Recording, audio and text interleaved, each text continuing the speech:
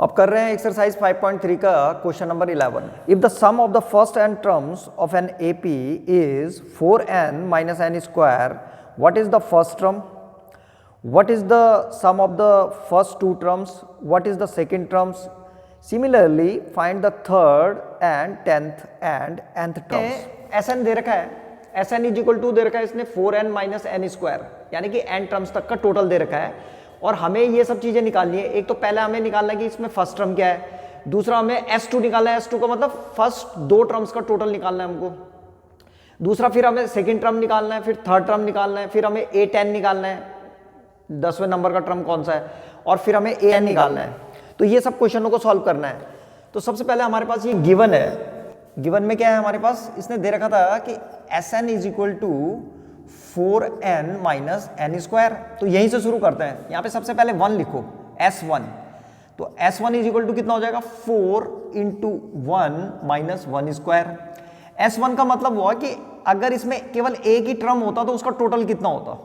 तो S1 आ गया हमारे पास, S1 आ गया 4 माइनस 1, तो 4 माइनस 1 कितना हो गया, 3। तो S1 का मतलब हो गया 3। देखो इसको ध्यान से समझो जरा, S1 का मतलब हो गया कि अगर उस एपी में एक ही टर्म होता तो उसका टोटल कितना होता, 1 3।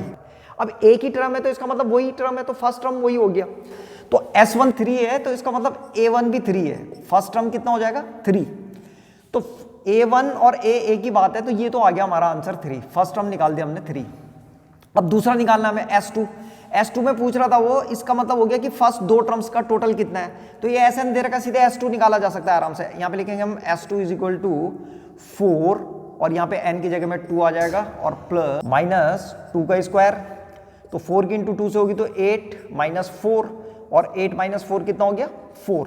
तो S2 भी आ गया हमारा, ये S2 की जगह में हम कितना रख देंगे 4। अब देखो A2 पूछ रखा है उसने सेकेंड टर्म, तो सेकंड टर्म कैसे करके निकालेंगे, सेकंड टर्म S2 है, S2 कैसे करके बना होगा, S2 इज इक्वल टू हो गया A1 प्लस A2, यानी कि पहला टर्म प्लस दूसरा टर्म। और S2 की वैल्यू अभी अभी निकाली हमने, ये है 4 is equal to A1, A1 ये था 3, यहाँ पे 3 लिखो, प्लस A2, तो यहाँ से A2 निकल जाएगा। अब तो इस 3 को इधर भेज देंगे तो A2 की वैल्यू आ जाएगी। तो लिख कैसे रहे हैं इसको, A2 is equal to 4 minus 3, यहाँ आ जाएगा। तो कितना आ गया A2 1, तो A2 इज इक्वल टू भी 1 आ गया। तो सेकेंड टर्म हमारे पास जो है ये कितना आ गया 1। अब A3 निकालना है, तो A3 निकालने के लिए अब हम क्या करेंगे, सबसे पहले कॉमन डिफरेंस ही निकाल लो। अब तो common difference D is equal to क्या होता है, A2 माइनस A1। तो A2 ये आ रखा है 1, तो यहाँ पे A2 की जगह में लिख देंगे 1 माइनस A1 3 आ रखा था, तो यहाँ पे लिख देंगे 3। तो D की वैल्यू आ गई हमारे पास -2। अब हमारे पास कॉमन डिफरेंस भी है, तो अब कॉमन डिफरेंस आ गया तो कुछ भी निकालो। अब हमें निकालना था A3, तो A3 इज इक्वल टू क्या हो जाएगा, A3 इज इक्वल टू हो जाएगा A2 और प्लस D।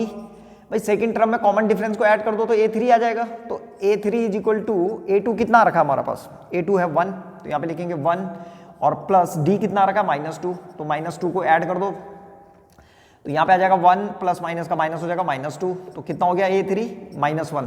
तो A3 भी निकल गया हमारे पास -1। और क्या पूछ रखा है इसने, अब ये पूछ रहा है A10 कैसे करके निकालेंगे, तो यहाँ पे लिख देंगे A10 is equal to A plus n minus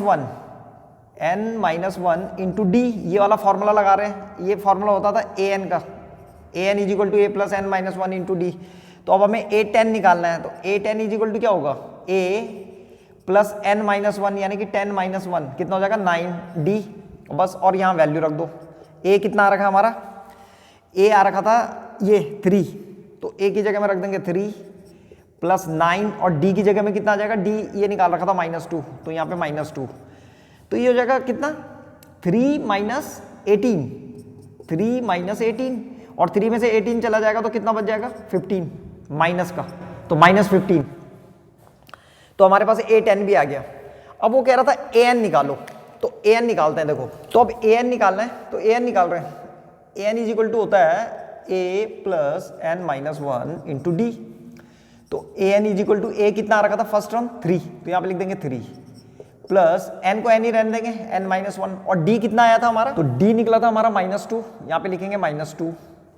अब ये आ जाएगा हमारे पास AN इज इक्वल टू 3 और यहाँ -2 की इंटू हो जाएगी, माइनस और प्लस क्या हो जाएगा माइनस, तो यहाँ पे माइनस लिख दो, माइनस और 2 को पहले लिख देते हैं -2 और n -1 ऐसे भी लिख सकते हैं इसको।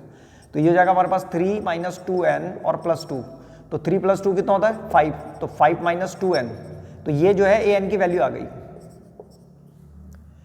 an = 5 - 2n, तो ये आंसर आ गया an। तो इस an की जगह में हम क्या लिख सकते हैं 5 - 2n। तो ये था क्वेश्चन नंबर 11।